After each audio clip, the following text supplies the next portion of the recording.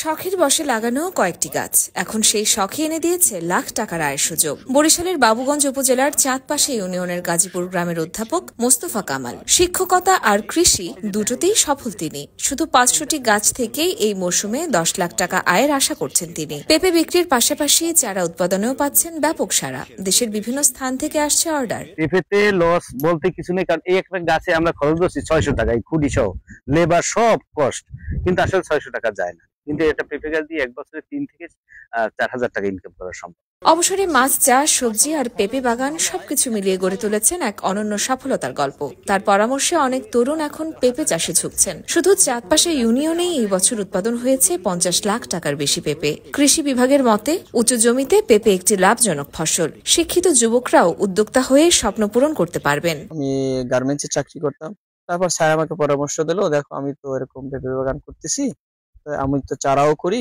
তুমি যদি করতে চাও আমি তোমাকে সব সাপোর্ট দিব। মানে আমার বাগানে প্রায় 200 গাছের মতো আছে।